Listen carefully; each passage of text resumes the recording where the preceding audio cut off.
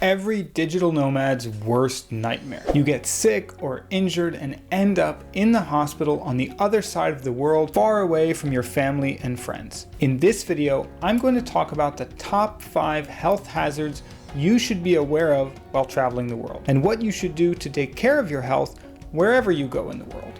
My name is Neville. I've spent the last couple of decades traveling the world, first as a backpacker and then as a digital nomad. I'm also one of the co-founders of Genki. We offer health insurance made specifically for long-term world travelers like digital nomads, expats, and world schooling families. We cover our members in every single country on the planet, and they reach out to us whenever they have a medical issue. So we've seen it all. Here's what you should watch out for on your travels. The first health hazard I want to talk about is food poisoning and intestinal infections. Food poisoning is one of the most common illnesses affecting travelers. It's caused by eating food contaminated with viruses or bacteria. It often gets better in a day or two without any special treatment, but not always, and some people end up in the hospital. The typical advice for avoiding food poisoning is pretty common sense. If you're in a place where hygiene is a concern, don't drink the tap water, watch out for ice, wash your hands often, and they always say to avoid food that's prepared in unsanitary conditions or even to wash and prepare all the food yourself. Now, that does make sense, and if you're pregnant or immunocompromised, you do need to be super careful. But for me, eating all the food is one of the reasons I love to travel, and no trip to Bangkok would be complete without trying the street food.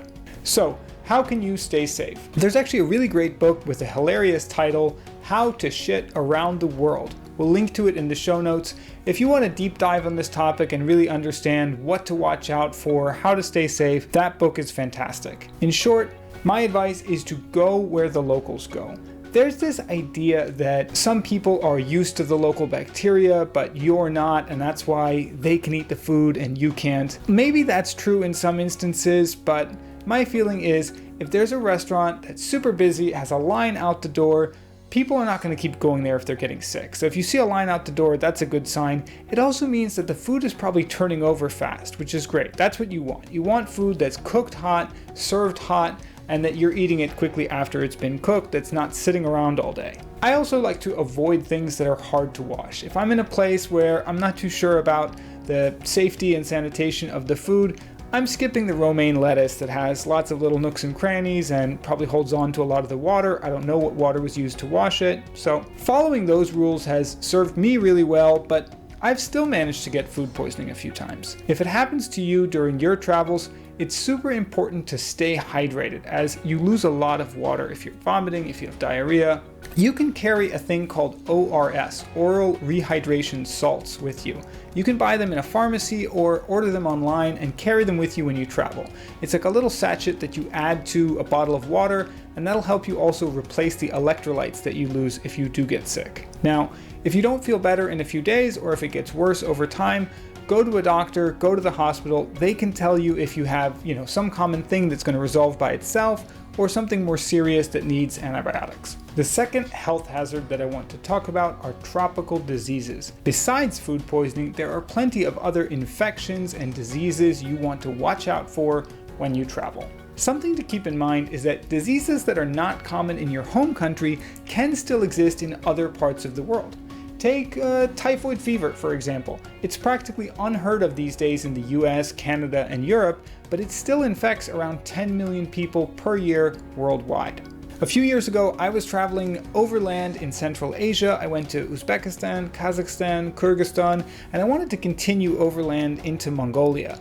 And that sort of western bit of Mongolia that's closest to Kazakhstan, I was kind of like planning a route through there.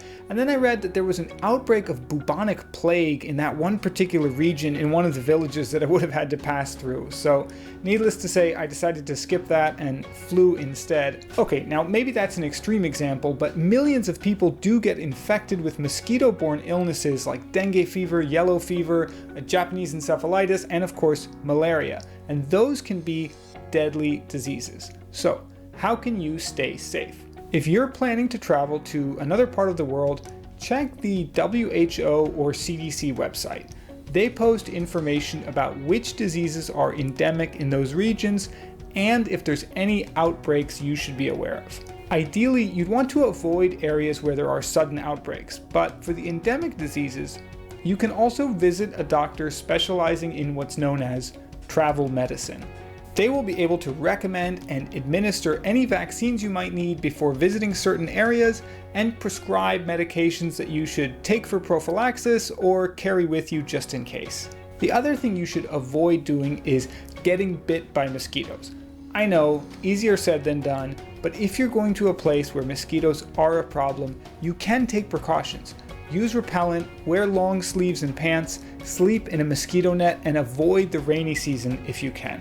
The third health hazard I want to talk about are sports injuries. Lots of us like to travel for adventure, kiteboarding, surfing, snowboarding. I love to ski. I was skiing in Kashmir about 10 years ago. I fell and injured my knee. These activities can be dangerous. I'm not saying don't do them, but make sure to use common sense.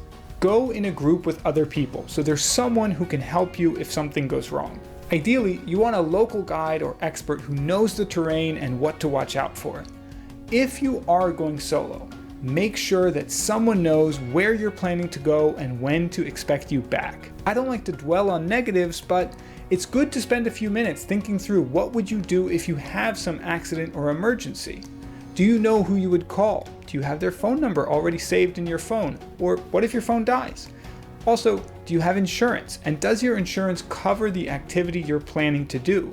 Most travel insurance plans exclude adventure sports. With Genki Explorer Travel Health Insurance, we cover almost all sports except for a handful of the most dangerous ones, like bungee jumping, skydiving, and car racing. With Genki Resident International Health Insurance, we cover all sports, even the dangerous ones, as long as you're not participating as a professional and getting paid. The fourth health hazard I want to talk about are scooter and motorbike accidents. These are one of the most common claims that we see, especially among digital nomads traveling in Southeast Asia, Thailand, Bali, Vietnam. I was in Thailand a few years ago with my friends, and I still have the WhatsApp group chat saved. We all rented scooters and started driving. Within just a few minutes, one of my buddies texted the group and said, "Hey guys, go on without me. I got in an accident, so I'm not going to be able to make it." And as I was replying to him, my other friend messaged to say, "Hey, I'm running late. I just had an accident." Now, I know traveling on a scooter is the most practical way to get around in many parts of the world. Just don't underestimate the risks that are involved, especially if you're not used to driving one or if you're in a country where they drive on the opposite side of the road from what you're used to. At Genki, we do cover scooter and motorcycle accidents, even if you don't have a motorcycle license, but not if you're drunk or under the influence of drugs. So be smart, don't drink and drive, and do wear a helmet. The last health hazard I want to mention is mental health. Actually, this is such an important topic, I'm going to make another video just about mental health. But for now, I'll say that among digital nomads and expats that I know, the most common reason that people return home earlier than they planned is because of their mental health. Lots of nomads get burned out or struggle with loneliness, and these two issues can compound each other. As a long-term traveler, you might not have your family or friends nearby to lean on for support if you're feeling stressed or overwhelmed. And when you do talk to people back home, they don't necessarily understand what you're going through because your lifestyle is so different. Now, I hope this video doesn't discourage you from going out and traveling the world, and that it helps you to be aware of the dangers and stay safe. Wherever you go in the world, make sure that you take care of your health. As my grandmother used to say, health is wealth. And helping you take great care of your health is our mission at Genki. That's why we offer worldwide travel health and international health insurance. We cover every single country in the world, and our members can visit any locally licensed doctor or hospital for treatment wherever they are. We have an emergency hotline that you can call if you're hospitalized. They'll take care of the bill and monitor the quality of your care, and in the most serious cases, they can even arrange to have you flown back home or have a family member flown out to be with you.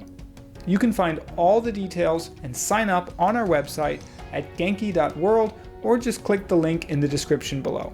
If you have any questions, please share them in the comments and share this video with your friends to help them stay healthy too.